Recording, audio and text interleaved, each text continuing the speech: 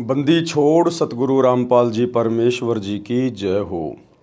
परमपिता परमात्मा सारी सृष्टि के रचनहार कुल मालिक असंख्य ब्रह्मांडों के स्वामी जगत गुरु तीनों लोकों में प्रवेश करके सबका भरण पोषण करने वाले राजाधिराज आत्माधार नाथों के नाथ देवों के देव महादेव सर्वेश्वर महेश्वर मृत्युंजय अजरो अमर आदि अनादि सनातनी प्रभु जगत पिता जगदीश्वर श्री श्री 1008 की उपाधि के वास्तविक अधिकारी अकाल मूरत शब्द स्वरूपी राम वासुदेव सर्वगतम ब्रह्म परम पूज्य प्रथम पूज्य परम संत परम पुरुष परम धनी परम दयालु सत्य कबीर हक्का कबीर अल्लाह अकबर बाखबर अल्लाह ताला जगत के तारणहार जगत के मुक्तिदाता जगत के जगन्नाथ हारे के सहारे हिंदुओं के राम मुसलमानों के अल्लाह सिखों के वाहिगुरु ईसाइयों के मसीह दया के सागर दयानिधि करुणा के सागर करुणानिधि स्वयंभू परिभू संकट मोचन कष्ट हरण मंगल करण दुख भंजन अविगत कबीर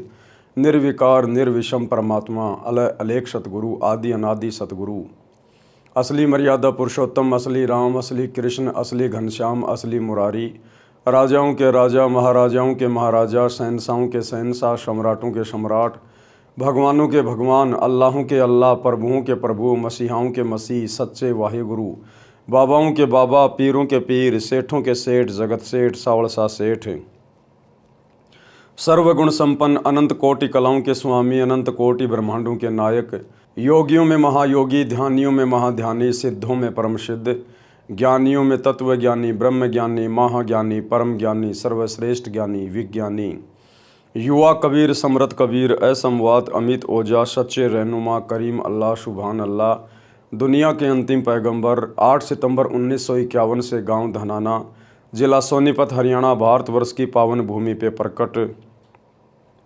रियल कल्कि भगवान श्री नारायण साकार हरि श्री बाबा साहेब नूर अनंत परमात्मा संत शिरोमणि सतगुरु रामपाल जी परमेश्वर जी के चरण कमल में साध संगति से जुड़े हुए देश विदेश से आप और हम सभी सत्सेवक भाई बहनों का अनंत कोटि दंडवत प्रणाम।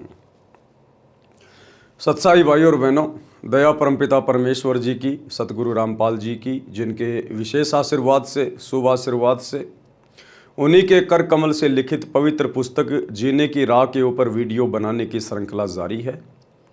इसी श्रृंखला में आज हमारा ये 12वें नंबर का वीडियो है। प्रत्येक वीडियो में गुरुदेव भगवान के आशीर्वाद से हमें भक्ति मार्ग के संबंध में बहुत सारी नई नई बातें प्राप्त हो रही हैं। भाई और बहनों, ये पवित्र पुस्तक जीने की राह आपका जीवन अवश्य बदल देगी यदि आपने इस पुस्तक को गौर से एक बार पूरा पढ़ा तो। और यदि आप सतगुरु रामपाल जी के YouTube पर सत्संग सुनने लग जाएंगे तो आपका सब कुछ ही पलट जाएगा। आपको वास्तव में इस बात का पता चलेगा कि मेरा जन्म क्यों हुआ है, ये मनुष्य योनि स्त्री या पुरुष की मुझे क्यों प्राप्त हुई है। यदि मैं इस मनुष्य शरीर को बच्चे पैदा करके उनका पालन पोषण करके और अंत में मर जाता हूँ तो यह कार्य तो अन्य योनियों में पशु पक्षी भी कर रहे हैं।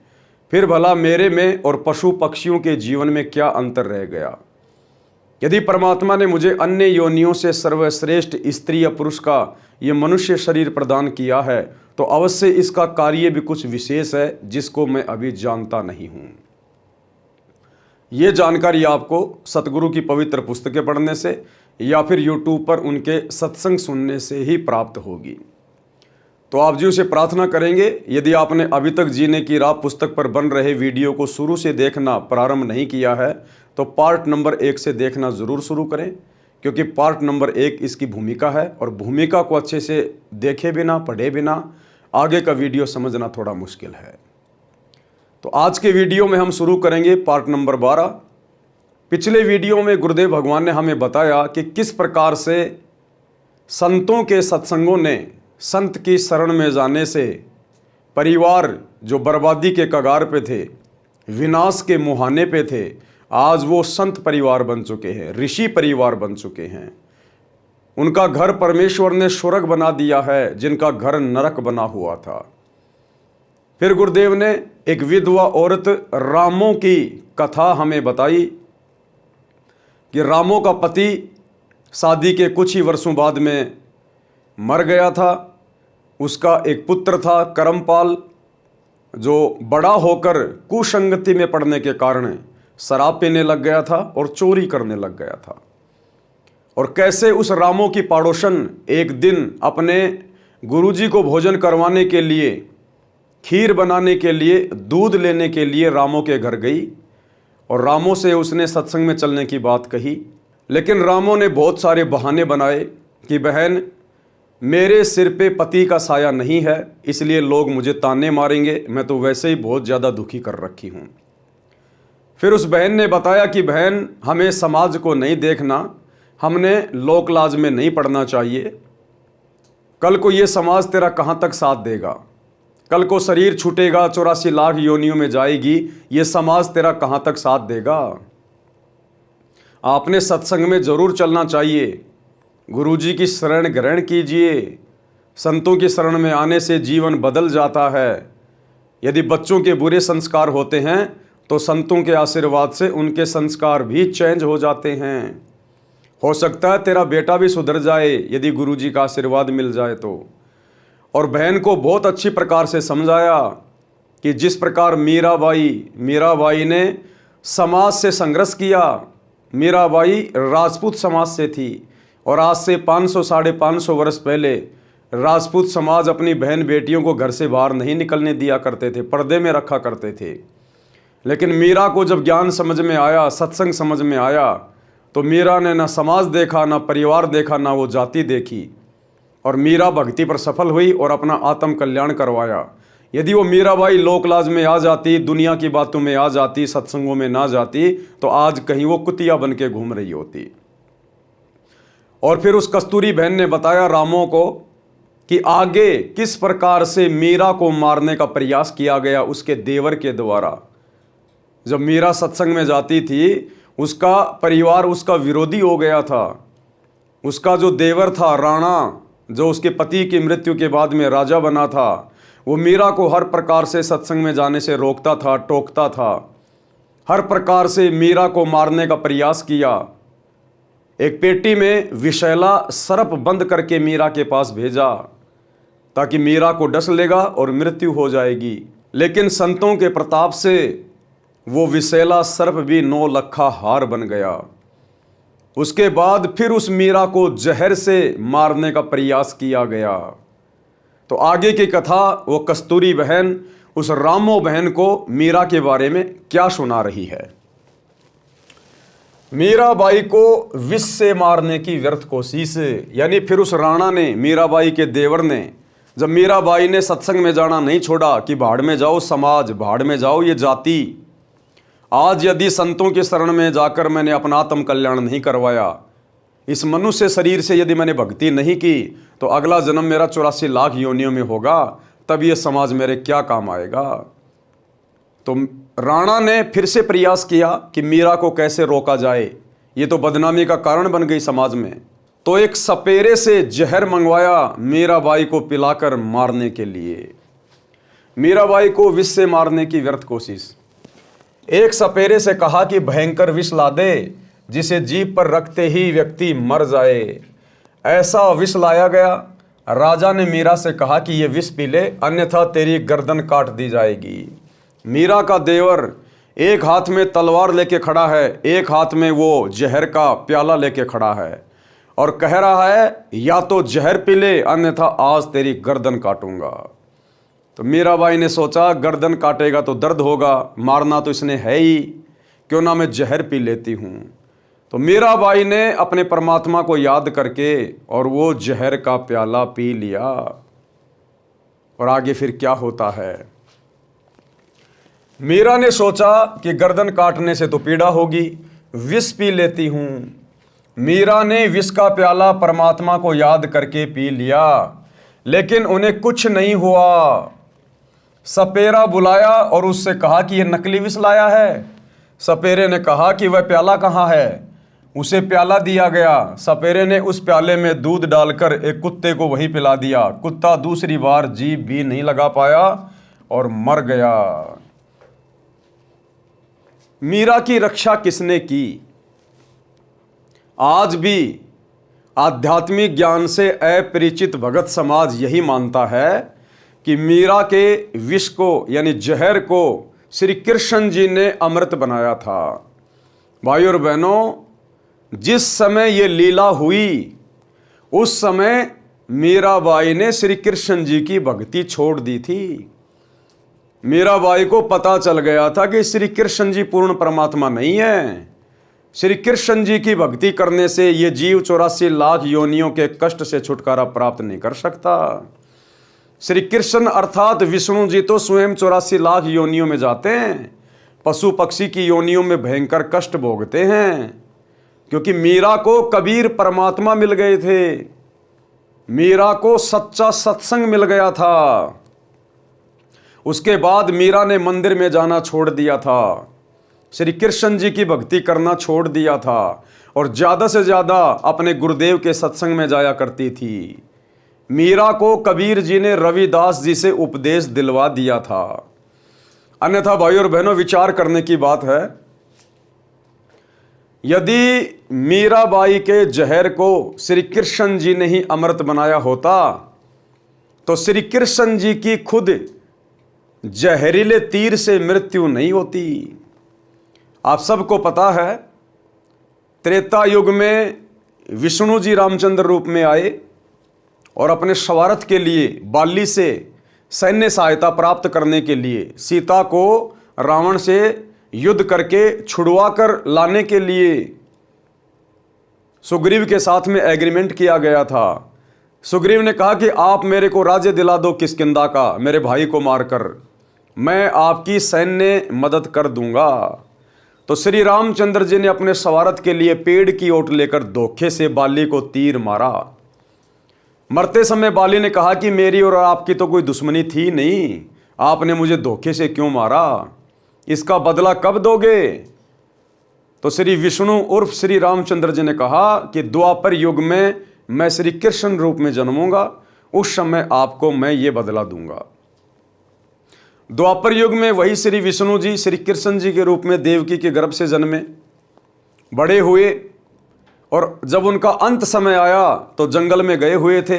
एक पेड़ के नीचे पैर के ऊपर पैर रख के लेटे हुए थे। श्री कृष्ण जी के पैर के तलवे में एक पद्म था जो 0 वाट के बल्ब की तरह चमका करता था। उधर से वो बाली वाली आत्मा द्वापर युग में एक बालिया नाम का शिकारी बना। वो जंगल में शिकार करने के लिए गया हुआ था और उसके पास जो तीर था वो तीर लोहे से बुझा हुआ था, वो तीर जहर से बुझा हुआ था और उसने श्री कृष्ण जी के पैर में चमक रहे पद्म को एक हिरण की आंख समझकर और निशाना लगा दिया और श्री कृष्ण जी के पैर में वो तीर जा लगा और श्री कृष्ण जी तीर लगते ही जोर जोर से चिल्लाने लगे, हाय मर गया, हाय मर गया। बालिया दौड़ के गया और देखा कि लगता है कोई इंसान मर गया। पास जाके देखा कि ये तो राजा है। हाथ जोड़े कि हे भगवान, मुझे तो पता नहीं था, मैंने तो हिरण की आंख समझ के तीर मारा, धोखे से लग गया। तब श्री कृष्ण जी ने कहा कि बालिया, ये तेरा दोष नहीं है, तूने अपना बदला पूरा कर लिया। अब बालिया बोला, भगवान आप राजा, मैं एक गरीब आदमी, आपका और मेरा क्या अदला बदला। तब श्री कृष्ण जी ने पूरी राम कहानी बताई कि ऐसे ऐसे त्रेता युग में तू सुग्रीव का भाई बाली था और मैंने तेरे को धोखे से मारा था और आज तूने भाई अपना बदला ले लिया। और कुछ ही समय उपरांत श्री कृष्ण जी की उस जहर से बुझे हुए तीर से मृत्यु हो जाती है।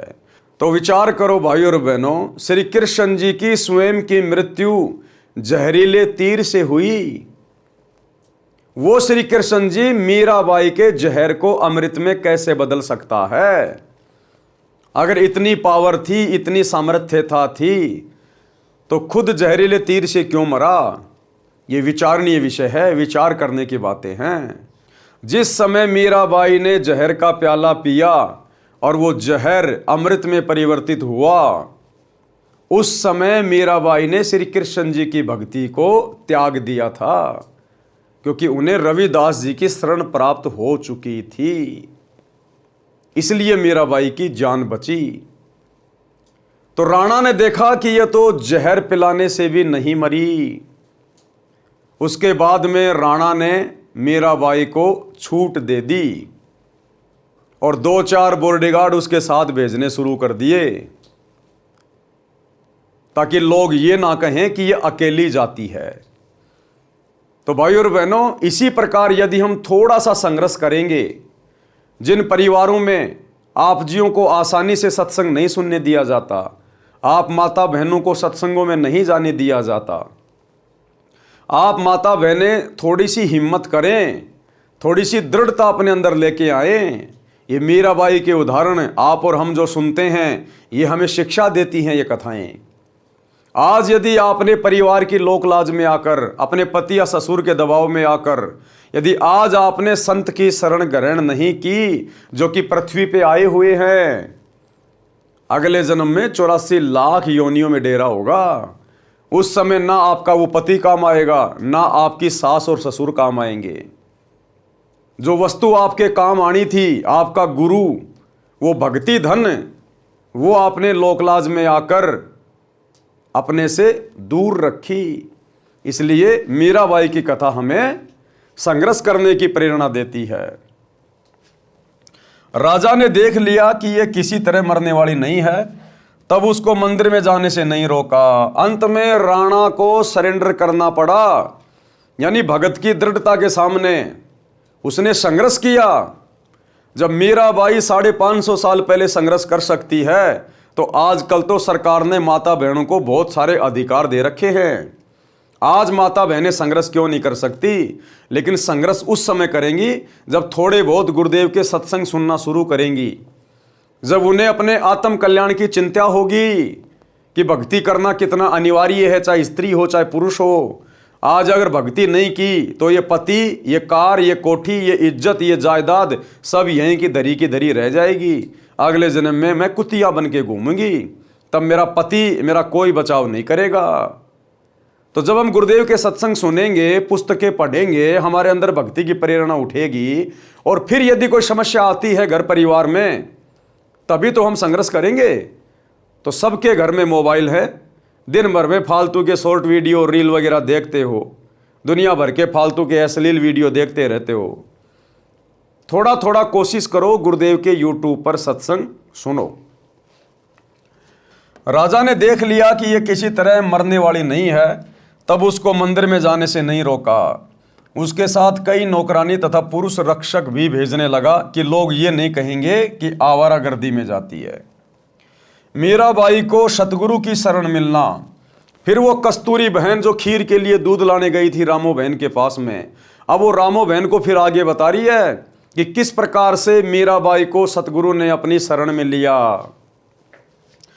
जिस श्री कृष्ण जी के मंदिर में मीराबाई पूजा करने जाती थी, उसके रास्ते में एक छोटा बगीचा था, उसमें कुछ घनी छाया वाले वृक्ष भी थे।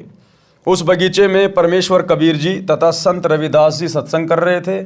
सुबह के लगभग 10 बजे का समय था। मीरा जी ने देखा कि यहाँ परमात्मा की चर्चा या कथा चल रही है। कुछ देर सुनकर चलते हैं। परमेश्वर कबीर जी ने सत्संग में संक्षिप्त सृष्टि रचना का ज्ञान सुनाया। कहा कि श्री कृष्ण जी यानी श्री विष्णु जी से ऊपर अन्य सर्वशक्तिमान परमात्मा है। जन्म मरण समाप्त नहीं हुआ तो भक्ति करना न करना एक समान है। जन्म मरण तो श्री कृष्ण जी अर्थात श्री विष्णु जी का भी समाप्त नहीं है, उनके पुजारियों का कैसे होगा। जैसे हिंदू संत जन कहते हैं कि गीता का ज्ञान श्री कृष्ण अर्थात श्री विष्णु जी ने अर्जुन को बताया। गीता ज्ञान दाता गीता अध्याय 2 श्लोक 12, अध्याय 4 श्लोक 5, अध्याय 10 श्लोक 2 में स्पष्ट कर रहा है कि हे अर्जुन, तेरे और मेरे बहुत जन्म हो चुके हैं, तू नहीं जानता, मैं जानता हूँ। इससे स्वयं सिद्ध है कि श्री कृष्ण जी का भी जन्म मरण समाप्त नहीं है, यह अविनाशी नहीं है।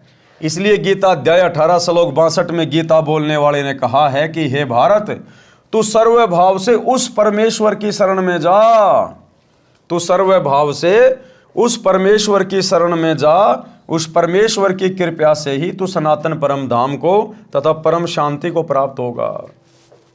गीता बोलने वाला भगवान अर्जुन को कह रहा है अध्याय 18 श्लोक 62 में कि हे भारत, तू सर्वभाव से उस परमेश्वर की शरण में जा जिसकी शरण में जाने से तू परम शांति को और सनातन परम धाम को प्राप्त होगा।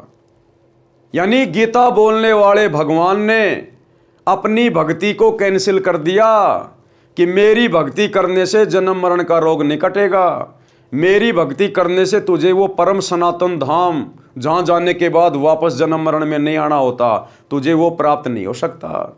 मेरी भक्ति करते रहने से तेरे को परम शांति नहीं मिल सकती। अगर दुनिया ये सोचती है कि श्री कृष्ण जी ने गीता जी का ज्ञान कहा है, तो श्री कृष्ण जी ने अपनी खुद की भक्ति को रिजेक्ट कर दिया कि अर्जुन, मेरी भक्ति से तुझे कुछ नहीं मिलने वाला। उस परमेश्वर की शरण में जा, और उस परमेश्वर की शरण में गीता अध्याय 4 श्लोक 34 में कहा है कि वो तत्वदर्शी संत बताएगा वो परमेश्वर कौन है, परमात्मा कौन है, उसकी भक्ति क्या है, वो कैसे मिलेगा। और भाई वो तत्वदर्शी संत वर्तमान में धरती पर सतगुरु रामपाल जी के रूप में प्रकट है, जो उस समय श्री कृष्ण जी को भी नहीं मिला। आज आप और हमारा सौभाग्य परमात्मा धरती पे प्रकट है। परमेश्वर कबीर जी के मुख कमल से ये वचन सुनकर परमात्मा के लिए भटक रही आत्मा को नई रोशनी मिली। यानी मीराबाई को एकदम से झटका लगा, अरे मीराबाई तो मोक्ष के लिए भक्ति कर रही थी, और जब संतों के सत्संग में सुना कि श्री कृष्ण जी का भी जन्म मरण है, ये उनके भक्तों का कहां से जन्म मरण समाप्त कर देंगे, तो मीरा को बड़ा झटका सा लगा। सत्संग के उपरांत मीराबाई जी ने प्रश्न किया कि हे महात्मा जी, आपकी आज्ञा हो तो शंका का समाधान करवाऊं। कबीर जी ने कहा कि प्रश्न करो बहन जी। प्रश्न, हे महात्मा जी, आज तक मैंने किसी से नहीं सुना कि श्री कृष्ण जी से ऊपर भी कोई परमात्मा है। आज आपके मुख से सुनकर मैं दोराहे पर खड़ी हो गई हूं। मैं मानती हूं कि संत झूठ नहीं बोलते। परमेश्वर कबीर जी ने कहा कि आपके धार्मिक अज्ञानी गुरुओं का दोष है, जिन्हें स्वयं ज्ञान नहीं कि आपके सदग्रंथ क्या ज्ञान बताते हैं। देवी पुराण के 3 स्कंद में श्री विष्णु जी स्वयं स्वीकारते हैं कि मैं विष्णु ब्रह्मा तथा शंकर नाशवान हैं। हमारा आविर्भाव यानी जन्म तथा तिरोभाव यानी मृत्यु होता रहता है। मीराबाई बोली कि हे महाराज जी, भगवान श्री कृष्ण मुझे साक्षात दर्शन देते हैं, मैं उनसे संवाद करती हूँ। कबीर जी ने कहा कि हे मीराबाई जी, आप एक काम करो, भगवान श्री कृष्ण जी से ही पूछ लेना कि आपसे ऊपर भी कोई मालिक है। वे देवता हैं, कभी झूठ नहीं बोलेंगे। मीराबाई को लगा कि वह पागल हो जाएगी यदि श्री कृष्ण जी से भी ऊपर कोई परमात्मा है तो। रात्रि में मीरा जी ने भगवान श्री कृष्ण जी का आह्वान किया। त्रिलोकीनाथ प्रकट हुए। मीरा ने अपनी शंका के समाधान के लिए निवेदन किया कि हे प्रभु, क्या आपसे ऊपर भी कोई परमात्मा है? एक संत ने सत्संग में बताया है, श्री कृष्ण जी ने कहा कि मीरा, परमात्मा तो है परंतु वह किसी को दर्शन नहीं देता। हमने बहुत समाधि व साधना करके देख ली है, क्योंकि ये भी आत्माएं हैं। ब्रह्मा विष्णु महेश भी आत्मा है, परमात्मा नहीं है। इनको भी परमात्मा की चाहत है, और इन्होंने भी बहुत बार समाधि लगा लगा के ध्यान साधना कर करके कोशिश की, लेकिन इनको तत्वदर्शी संत प्राप्त नहीं हैं। और जिस विधि से परमात्मा मिलता है, उनके दर्शन होते हैं, उस विधि के अलावा आप चाहे कितना ही प्रयास कर लो, कितनी कठिन साधना या तप कर लो, परमात्मा नहीं मिल सकता। तो श्री कृष्ण जी ने कहा कि परमात्मा तो है हमारे से ऊपर, लेकिन हमने बहुत प्रयास कर लिया, उसने दर्शन नहीं दिए। हमने बहुत समाधि व साधना करके देख ली है। मीराबाई जी ने सत्संग में परमात्मा कबीर जी से यह भी सुना था कि उस पूर्ण परमात्मा को मैं प्रत्यक्ष दिखाऊंगा, सत्य साधना करके उसके पास सतलोक में भेज दूंगा। मीराबाई ने श्री कृष्ण जी से फिर प्रश्न किया कि क्या आप जीव का जन्म मरण समाप्त कर सकते हो? श्री कृष्ण जी ने कहा कि यह संभव नहीं। कबीर जी ने कहा था कि मेरे पास ऐसा भक्ति मंत्र है जिसे जन्म मरण सदा के लिए समाप्त हो जाता है।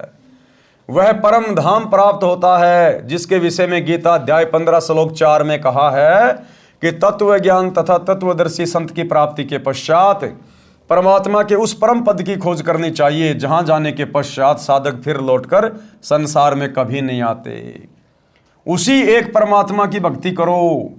मीराबाई ने कहा कि हे भगवान श्री कृष्ण जी, संत जी कह रहे थे कि मैं जन्म मरण समाप्त कर देता हूं, अब मैं क्या करूं, मुझे तो पूर्ण मोक्ष की चाहत है। श्री कृष्ण जी बोले कि मीरा, आप उस संत की शरण ग्रहण करो। श्री कृष्ण जी ने क्या कहा, अपना कल्याण कराओ। मुझे जितना ज्ञान था वह बता दिया। मीरा अगले दिन मंदिर नहीं गई, सीधी संत जी के पास अपनी नौकरानियों के साथ गई तथा दीक्षा लेने की इच्छा व्यक्त की तथा श्री कृष्ण जी से हुई वार्ता भी संत कबीर जी से साझा की। उस समय छुआछात चरम पर थी। ठाकुर लोग अपने को सर्वोत्तम मानते थे।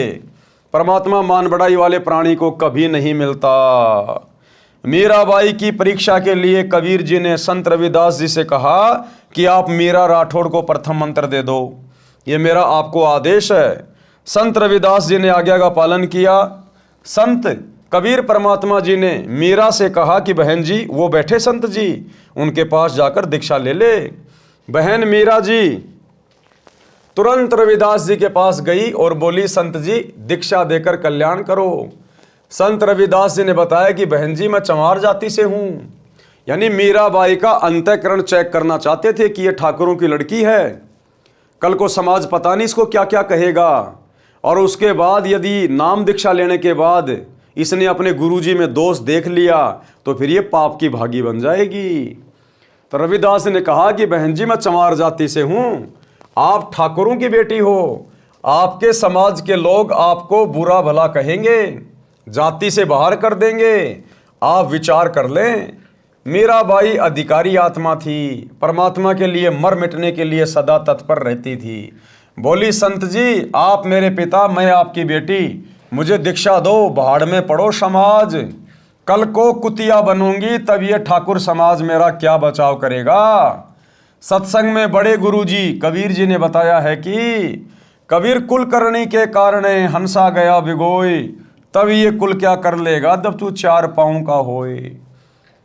ये शरीर छूटने के बाद जब 84 लाख योनियों में जाएंगे और बैल का या गधे का या कुत्ते का जीवन मिलेगा, और जब यहाँ पर घूमता फिरूंगा, हांडता फिरूंगा, लोगों के लट खाते फिरूंगा, उस समय ये समाज मेरा क्या बचाव करेगा। मेरा बचाव तो गुरु ने करना है, सच्ची भक्ति ने करना है। इसलिए बाढ़ में जाओ समाज, मैंने तो अपना आत्म कल्याण करवाना है। शब्दार्थ, कबीर परमेश्वर जी सतर्क कर रहे हैं कि हे भगत, जो कुल परिवार व समाज की शर्म के कारण भक्ति नहीं करते, कहते हैं कि घर परिवार वाले व संसार के व्यक्ति मजाक करेंगे कि नाम दीक्षा लेकर दंडवत प्रणाम करते हो, अन्य देवी देवताओं की पूजा नहीं करते हो, श्राद्ध पिंडदान नहीं करते हो, तुम्हें शर्म आनी चाहिए। उन्होंने अपना मानव जीवन नष्ट कर लिया। भक्ति न करने से जब 4 पैर के पशु यानी गधे, कुत्ते, सुअर, बैल आदि बनोगे, तब ये कुल व संसार के व्यक्ति क्या बचाव करेंगे। भक्ति ने बचाव करना था, वह की नहीं, इसलिए भक्ति करो। इसलिए भाई सच्चे सतगुरु की शरण में आके भक्ति शुरू कर दीजिए। भक्ति बहुत आवश्यक है। ये मनुष्य शरीर स्त्री या पुरुष का केवल हमें भक्ति के लिए मिलता है। संत रविदास जी उठकर संत कबीर जी के पास गए और सब बात बताई। परमात्मा बोले कि देर ना कर, ले आत्मा को अपने शरण में। उसी समय संत रविदास जी ने बहन मीरा को प्रथम मंत्र केवल 5 नाम दिए। ये 5 नाम शरीर में बने कमलों को खोलने वाले हैं, राधा स्वामी पंथ वाले नहीं हैं तथा ना दामाखेड़ा गद्दी वाले से दिए जाने वाले हैं। उनसे भिन्न मोक्ष में सहयोगी मंत्र हैं। मीराबाई को बताया कि ये इनकी पूजा नहीं है, इनकी साधना है। इनके लोक में रहने के लिए, खाने पीने के लिए जो भक्ति धन चाहिए वो इन मंत्रों से ही मिलता है। यहाँ का ऋण उतर जाता है, फिर मोक्ष के अधिकारी होते हैं। परमात्मा कबीर जी तथा संत रविदास जी वहाँ 1 महीना रुके।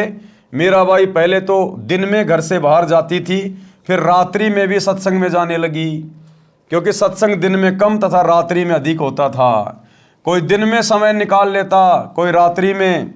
मीरा के देवर राणा जी मीरा को रात्रि में घर से बाहर जाता देखकर जल भुन गए।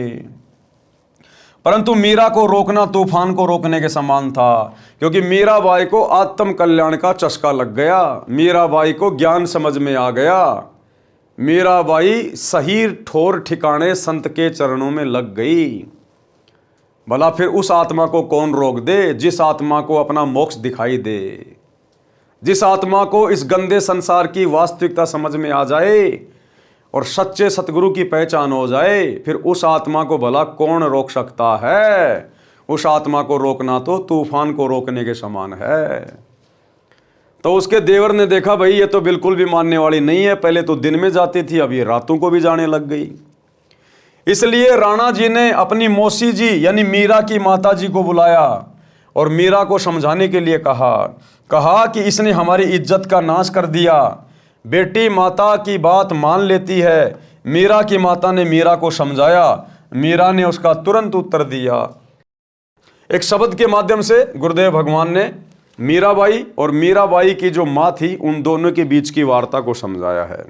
सत्संग में जाना मीरा छोड़ दे, सत्संग में जाना मीरा, आए मारी लोग करें तकरार, सत्संग में जाना मीरा छोड़ दे, आए मारी लोग करें तकरार, सत्संग में जाना मीरा छोड़ दे, सत्संग में जाना मीरा छोड़ दे, हाय मारी लोग करें तकरार, सत्संग में जाना मीरा छोड़ दे, सत्संग में जाना मेरा ना छूटेरी, सत्संग में जाना मेरा ना छूटेरी, हारी चाहे जड़ के मरो संसार, सत्संग में जाना मेरा, हारी चाहे जल के मरो संसार, सत्संग में जाना मेरा, थारे सत्संग के राह में है, थारे सत्संग के राह में है, आए वहाँ पर रहते हैं काले नाग, कोई कोई नाग तन डस लेवे, आए वहाँ पर रहते हैं काले नाग, कोई कोई नाग तन डस लेवे, जब गुरु जी की मेरे फेरी, जब गुरुओं की मेरे फेरी, आरी व तो सरप गंडे वे बने जाव, सत्संग में जाना मेरा ना छूटेरी, हारी व तो सरप गंडे वे बने जाव, सत्संग में जाना मेरा, सत्संग में जाना मीरा छोड़ दे, सत्संग में जाना मीरा छोड़ दे, आए मारी लोग करें तकरार, सत्संग में जाना मीरा छोड़ दे, सत्संग में जाना मेरा ना छूटेरी, सत्संग में जाना मेरा ना छूटेरी, हारी चाहे जड़ के मरो संसार, सत्संग में जाना मेरा, थारे सत्संग के राह में है। वह माता डराना चाहती है बेटी को, तुम्हारे सत्संग के राह में आए वहाँ पर रहते हैं बब्बर शेर, कोई कोई शेर तन खा लवे, कोई कोई शेर तन खा लवे, जब गुरु जी की मेहर होवेरी, जब सतगुरु जी की मेहर होवेरी। हारी वो तो शेरों के गिदड़ बने जावे, सत्संग में जाना मेरा ना छुटेरी। हारी वो तो शेरों के गिदड़ बने जावे, सत्संग में जाना मेरा ना छुटेरी। तुम थारे सत्संग के बीच में है, थारे सत्संग के बीच में। हाँ ये वहाँ पर रहते हैं साधु संत, कोई कोई संत तन ले रमे। हाँ ये वहाँ पर रहते हैं साधु संत, कोई कोई संत तन ले रमे। तेरे री मन में माता पाप हैरी, तेरे री मन में माता पाप हैरी। वो संत मेरे माँ बाप हैरी, वो संत मेरे माँ बाप हैरी। हारी वह तो कर देंगे बेड़ा पार, सत्संग में जाना मेरा ना छुटेरी। हारी वे तो कर देंगे बेड़ा पार, सत्संग में जाना मेरा ना छुटेरी। सत्संग में जाना मेरा छोड़ दे, सत्संग में जाना मेरा छोड़ दे। हाँ ये मारी लोग करें तकरार, सत्संग में जाना मेरा छोड़ दे। सत्संग में जाना मेरा ना छोटेरी, सत्संग में जाना मेरा ना छोटेरी। हारी चाहे जड़ के मरो संसारे, सत्संग में जाना मेरा ना छूटेरी। वो तो जात चमार है, वो तो जात चमार है, इसमें हमारी आर है, इसमें हमारी आर है। तेरे री लिख माता चमार हैरी, तेरे लिख माता चमार हैरी। मेरा सिरजन और हैरी, मेरा सिरजन और हैरी। हारी व तो मीरा के गुरु रविदास, सत्संग में जाना मेरा न छुटेरी। हारी व तो मीरा के गुरु रविदास, सत्संग में जाना मेरा न छुटेरी। शब्दार्थ, मीराबाई की माता ने कहा कि हे मीरा, तू सत्संग में जाना बंद कर दे। संसार के व्यक्ति हमारे विषय में गलत बातें करते हैं। मीरा ने कहा कि हे माता, मैं सत्संग में जाना बंद नहीं करूंगी। संसार भले ही ईर्ष्या की आग में जलकर मर जाए। माता ने मीरा को भय कराने के लिए बताया कि जिस रास्ते से तू रात्रि में सत्संग सुनने के लिए जाती है, उस रास्ते में सर्प तथा सिंह रहते हैं, वे तुझे मार देंगे। मीरा ने उत्तर दिया कि मेरे गुरुजी इतने समर्थ हैं। क्या कहा मीरा ने? कि मेरे गुरुजी इतने समर्थ हैं, वे कृपया करेंगे तो शेर भी गीदड़ की तरह व्यवहार करेंगे, गीदड़ की तरह। और सर्प ऐसे निष्क्रिय हो जाएंगे जैसे गंडेवे प्राणी होते हैं, जो सर्प जैसे आकार के होते हैं, परंतु 6 या 8 इंच के लंबे और आधा इंच गोलाई के मोटे होते हैं। वे डसते नहीं हैं।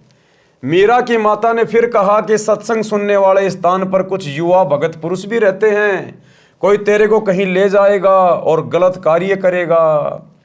मीरा ने उत्तर दिया कि हे माता, आपके मन में दोष है, इसलिए आपके मन में ऐसे विचार आए हैं। हे माता, वे संत व भगत तो मेरे माता पिता के समान हैं, वे ऐसा गलत कार्य नहीं करते। मीरा की माता ने छुआछात के कारण मीरा को रोकना चाहा और कहा कि हे मीरा, तेरा गुरु रविदास तो अनुसूचित जाति का चमार है, इससे हम राजपूतों की बेइज्जती हो रही है। सत्संग में जाना बंद कर दे। मीरा ने कहा कि हे माता, आपके विचार से मेरे गुरुजी अनुसूचित जाति के चमार हैं। मेरे लिए तो मेरे परमात्मा हैं, मैं उनकी बेटी, वे मेरे पिता हैं। सत्संग में जाना बंद नहीं होगा। जब ज्ञान समझ में आ जाता है, अपने आत्मा के कल्याण की तरफ आत्मा आगे को बढ़ने लगती है, फिर ये समाज, ये परिवार कुछ भी नहीं कर सकता, कुछ भी, क्योंकि फिर हमारे साथ में सतगुरु हो जाता। सतगुरु, जो सतगुरु मीराबाई के साथ में था और सारी बाधाएं परमात्मा साफ करता चला गया। अब ये सारी की सारी जो कथा है वो कस्तूरी बहन उस रामो बहन को बता रही है, जिस रामो बहन का पति युवा अवस्था में मर गया था, जिसका एक लड़का था जो बड़ा होकर चोरी करने लग गया, शराब पीने लग गया, बेचारी दुखी रहती थी। तो वो कस्तूरी बहन जब उसके पास दूध लेने गई तो उसको सारी बातें बता रही थी। ये कथा सुनकर राम प्यारी यानी रामो की आंखें सी खुल गई। अगले दिन कस्तूरी के साथ सत्संग में गई और एक सत्संग सुनते ही दीक्षा ले ली। फिर एक दिन के भोजन की सेवा मांगी। सब परिवारों ने कहा कि बहन, हम अपनी सेवा नहीं छोड़ सकते, क्योंकि उनके गुरुजी आए हुए थे महीने 2 महीने के लिए, सभी का नंबर बंधा हुआ था गुरुजी को भोजन करवाने का। तो राम प्यारी बहन ने कहा कि मैं भी गुरुजी को भोजन कराऊंगी, मुझे भी कोई एक दिन का नंबर दे दे। लेकिन सेवा कौन छोड़े, कोई सेवा छोड़ने को तैयार नहीं था। अंत में वो कस्तूरी बहन जो रामो बहन से दूध लेके गई थी, उसने कहा बहन कि कल मेरा नंबर है, तो कल सुबह का भोजन तो मैं दे दूंगी और शाम का भोजन तू करवा देना, अपन आपस में बांट लेंगे। सब परिवारों ने कहा कि बहन, हम अपनी सेवा नहीं छोड़ सकते, गुरुजी अगली बार आएंगे तब तेरी बारी लगवा देंगे। भगतमती रामो को तो पल की भी चैन नहीं थी, रोने जैसा चेहरा कर लिया। उसी समय कस्तूरी बोली कि बहन, आगे जब मेरी बारी आएगी तो सुबह का भोजन मैं करा दूंगी और रात्रि का भोजन आप करा देना। रामो की खुशी का ठिकाना नहीं रहा, कहीं कहीं पैर टिके। बारी आने पर रात्रि को भोजन तैयार किया। खीर, हलवा, सब्जी, मांडे, पतली पतली रोटी, फुलके बनाए। परंतु लीला सतगुरु की, क्योंकि परमात्मा तो अंतर्यामी है ना। संत शरण में आने से आई टले बला, जय मस्तक में सूली हो, कांटे में टल जा। परमात्मा को तो दिखाई दे रहा था ना कि वो किस दुख से दुखी है।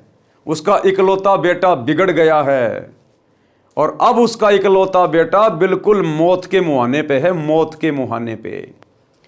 क्योंकि जिस रात्रि रामोबाई ने अपने गुरुजी को भोजन करवाना था, उसी रात्रि रामोबाई के लड़के ने अपने दोस्तों के साथ राजा के महल में रानियों के गहने चोरी करने के लिए जाना था और उस दिन वो पकड़ा जाना था और उसको फांसी की सजा टूटनी थी, सूली की सजा। लेकिन रामो बहन के सत्संग में जाने से परमात्मा ने उसके परिवार की भी रक्षा की, उसके परिवार की भी रक्षा। इसलिए सच्चे सतगुरु के सत्संगों की, उनकी शरण की आवश्यकता पड़ती है। कैसे किया मालिक ने। परंतु लीला सतगुरु की, रामो को तेज बुखार हो गया, शरीर अंगार की तरह जलने लगा, एक कदम भी चलने की हिम्मत नहीं रही। उसी समय रामो का लड़का आ गया। बहन रामो ने कहा कि बेटा, आज मेरा एक काम कर दे, तेरा जिंदगी भर एहसान नहीं भूलूंगी। बेटा, मैंने गुरु बनाया है, आज रात्रि का भंडारा तेरी ताई भगतमती कस्तूरी की बारी से मांग कर लिया है। बेटा देख, मेरे को तेज बुखार हो गया है, बदन आग की तरह जल रहा है, चलने की हिम्मत नहीं है। लड़का बोला कि मुझे समय नहीं है, क्योंकि लड़के को तो चोरी करने के लिए जाना था। अब माँ को पता नहीं था ये निकम्मा चोरी भी करने लग गया। लड़का बोला कि मुझे समय नहीं है, मैं ना देख कर आऊं भोजन आश्रम में। माताजी, आप उस आश्रम में ना जाया करो, मुझे आपके बारे में बहुत कुछ सुनना पड़ता है। यह सुनकर भगतमती रामो फूट फूट कर रोने लगी। लड़के को दया आई, परंतु झुंझलाकर बोला, कहाँ है भोजन, दे आता हूं। रामो बहन तुरंत उठी और सब भोजन दे दिया। लड़का उस भोजन को एक तसले में रखकर आश्रम में ले गया।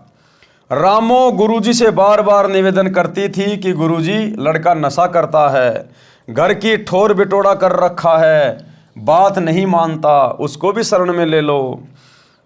अगले दिन लड़के को आश्रम में देखकर अन्य भगत तथा भगतमती कहने लगे कि गुरुजी ने सुन ली रामो दुखिया की, बेटा स्वयं भोजन लेकर आ गया।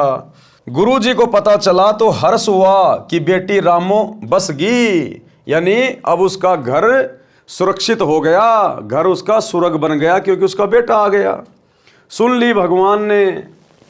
लड़का बोला महाराज जी मेरी माता जी को जवर हो गया है, मैं भेजा हूँ, भोजन करो। संत जी भोजन के लिए बैठ गए और सोचा लड़का पहली बार आया है, कुछ ज्ञान सुना दूं। संत जी ने कहना शुरू किया कि बेटा माता पिता की सेवा करनी चाहिए, उनकी आज्ञा का पालन करना चाहिए, मोक्ष के लिए गुरु बनाकर सत्य भक्ति करनी चाहिए। नशे ने तो बड़े बड़े घर उजाड़ दिए। लड़का तो जला भुना बैठा था, उसे तो पल पल की देरी महसूस हो रही थी क्योंकि उस रात्रि में उसने अपने साथी चोरों के साथ राजा के घर में चोरी करने जाना था। रात्रि के 12 बजे नगर से बाहर मंदिर में इकट्ठा होकर चोरी करने जाना था। उनकी कल्पना थी कि रानियों के महंगे महंगे हार होते हैं, वे चुरा कर लाएंगे, माला माल हो जाएंगे। इसलिए लड़का संत जी से बोला कि बाबा जी जल्दी भोजन खा ले, मुझे शिक्षा की आवश्यकता नहीं है। संत जी को अच्छा सा नहीं लगा, मन में विचार किया कि रामो वास्तव में दुखी है इस शैतान से। खाना खाते ही बिना बर्तन धोए बर्तन उठाकर चल पड़ा नगर की ओर। आधे रास्ते से अधिक तय करने के पश्चात उसके पैर में मोटी सूल कीकर का कांटा लग गई। पैर में बहुत पीड़ा हुई, चलने में भी कठिनाई हुई। जैसे तैसे घर आया, आंगन में बर्तन पटक कर लगा अपनी माता को उलाने देने। आज ही तेरे गुरुजी के दर्शन किए, आज ही मेरे भाग फूट गए, मेरे पैर में कांटा लग गया, मैं चलने लायक भी नहीं रहा। क्योंकि उसको तो दुख हो रहा था ना कि तेरे यार दोस्त तो आज रानियों के महंगे महंगे गहने चुरा के लाएंगे, वो तो माला माल हो जाएंगे, तेरे पैर में कांटा चुभ गया, तू जान नहीं पाएगा। तो वो सोच रहा था मुझे बहुत बड़ा नुकसान हो गया। बोला मैं तो आज ही गया था तेरी गुरुजी के आश्रम में, मेरे तो भाग फोड़ दिए उसने, और बता नहीं रहा कि मैं चोरी करने जा रहा था। आज के पश्चात आश्रम की ओर मुख करके भी ना सोऊं। रामो का बुखार हल्का हो चुका था। जल्दी से उठी और कांटा लगे पैर को धोया। उसके पैर तेल की गाद यानी तेल के नीचे जमा मैल को कपड़े से बांध दिया और सुबह कांटा निकलवाने की योजना बनाई।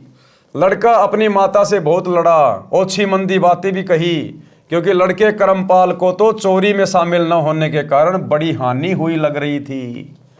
जैसे तैसे सुबह हुई, लड़के का कांटा निकलवा दिया। माता रामो घर के कार्य में लग गई। कुछ देर में एक बैंड बाजा बजता हुआ आया। अब रात को उसके दोस्त जो चोरी करने गए थे वो पकड़े गए और पकड़ने के बाद में उसको सूली की सजा सुना दी गई उन सबको। मंत्रियों ने कहा कि महाराज जी सोचिए कितने बड़े खूंखार चोर हैं, ये आम व्यक्तियों को, आम जनता को कहां बख्शेंगे जो राजा के महल में चोरी करने की हिम्मत दिखा रहे हैं।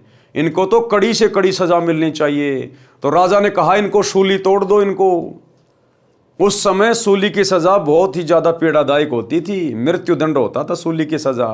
एक 5-6 फुट का भाला होता था, भाला ऊपर से बिल्कुल पहना, उसके ऊपर एक लकड़ी का एक वो चकड़ा होता था और जिसको सजा दी जाती थी, जिसको सूली तोड़ी जाती थी, उसको अच्छी तरीके से बांध के और उसकी गुदा के बल उसको वहां बैठा दिया जाता था।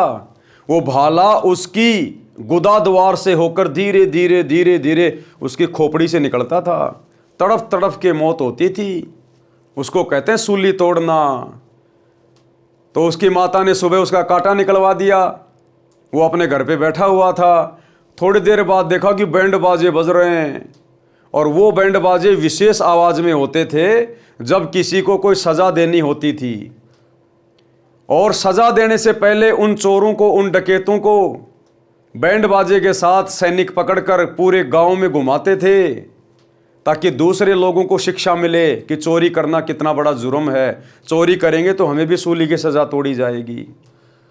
तो उनसे कहलवाया जा रहा था कि भाई चोरी नहीं करनी चाहिए, चोरी करना बुरी बात है, और देखो हमने चोरी करी थी, आज शाम को हमें सूली की सजा दी जाएगी। अब वो बैंड बाजा बजता हुआ आ रहा था, लड़का बाहर निकला बैंड बाजे की आवाज सुनकर। नगर निवासियों को पता होता था कि इस प्रकार का साजबाज उस समय शहर में बजाया जाता है जब किसी को मौत की सजा दी जाती है। इसलिए प्रत्येक व्यक्ति अपने अपने घरों के बाहर खड़े हो जाते थे और जाना करते थे कि किसको किस कारण सूली तोड़ा जा रहा है। राजा के सिपाही उन चारों व्यक्तियों से कहलवा रहे थे कि अपना दोष बताओ। वे कह रहे थे कि हम राजा के घर में चोरी करने गए थे, हमने घोर अपराध किया है, आज शाम को हमें सूली पर चढ़ाया जाएगा। कोई सुनता हो तो कभी ऐसी गलती ना करना। करमपाल को अपने साथी चोरों को पहचानते देर नहीं लगी। अब वो करमपाल नाम का लड़का, रामो का बेटा, वो अपने साथियों को तुरंत पहचान गया और माजरा भी समझ गया। रामो बोली कि ठीक हुआ और करना चोरी, तुम्हें यही सजा चाहिए थी, करके खाया नहीं जाता। रामो अपने घर में चली गई। करमपाल द्वार पर भयभीत स्थिति में डरा डरा सा खड़ा रहा। फिर घर में जाकर जोर जोर से रोने लगा। रामो ने देखा कि करमपाल क्यों रो रहा है, पूछा कि बेटा क्या हो गया, कांटा भी निकल गया, अब क्या दर्द हो रहा है।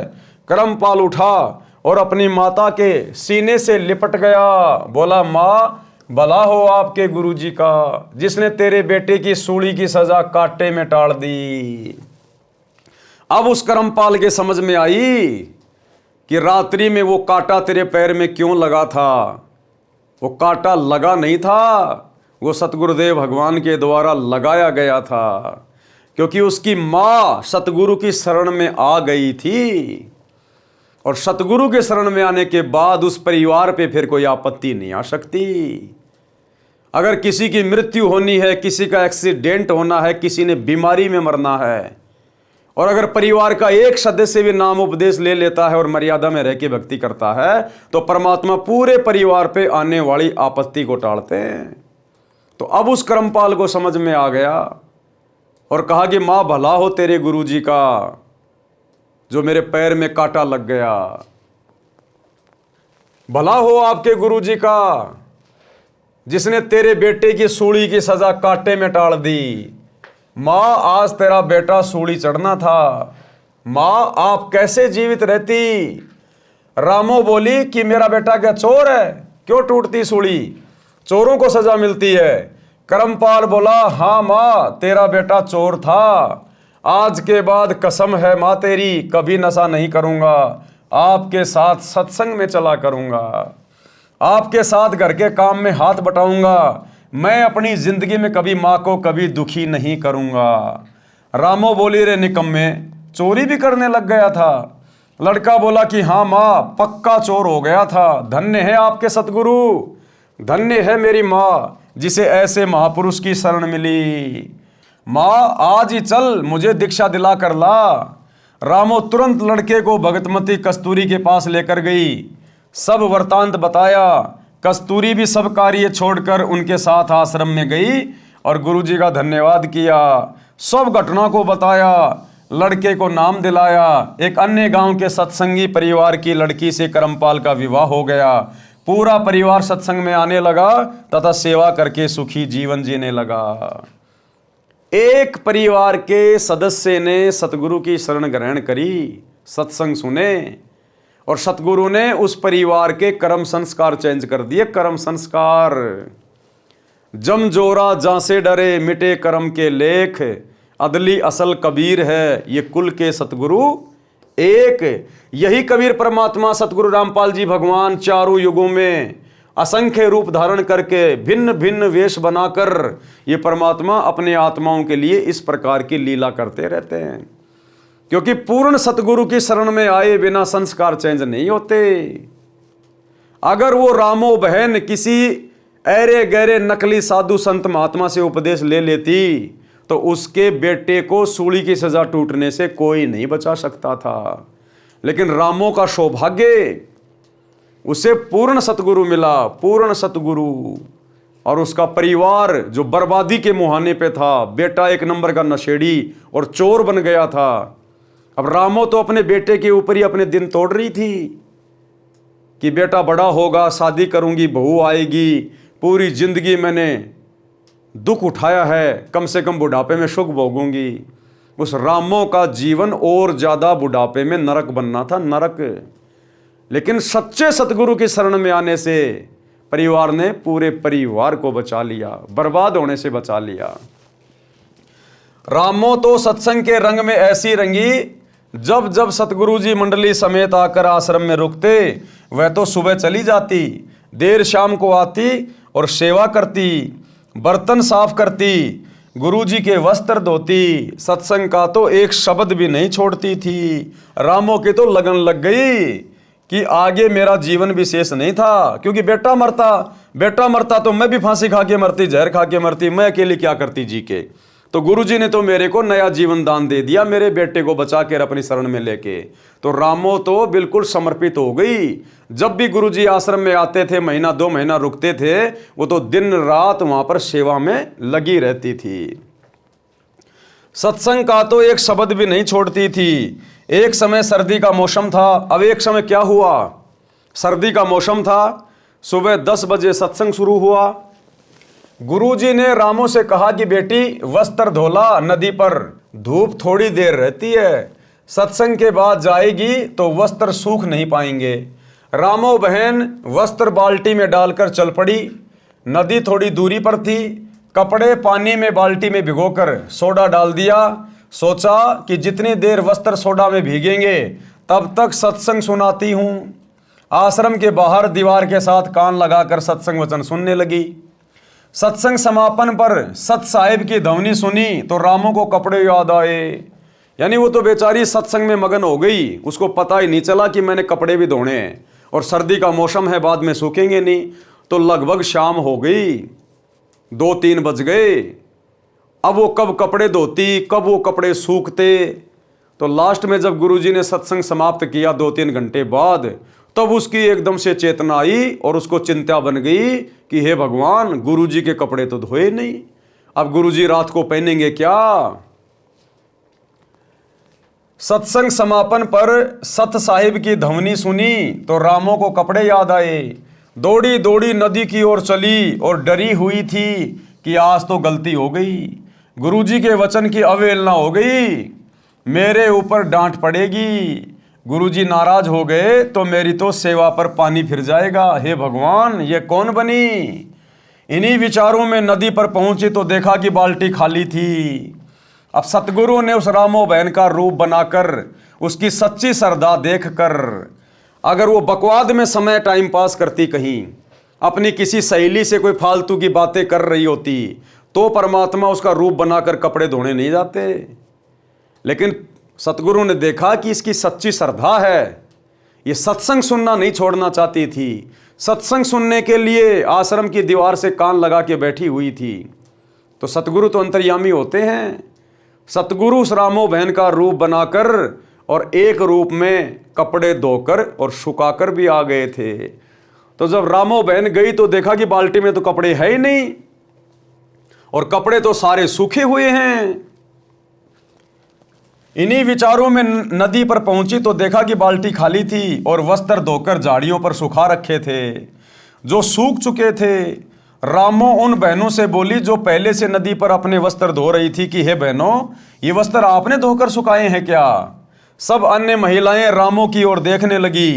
एक बोली कि बहन, तेरा दिमाग चल गया है क्या, या मजाक कर रही है। आप खुद ही तो कपड़े धो रही थी।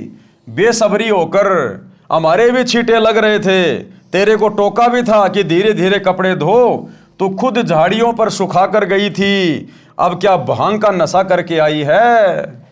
अब रामो को समझते देर नहीं लगी और रामो फूट फूट के रोने लगी। भाई और बहनों, धरती पर आज वही कबीर परमात्मा प्रकट है।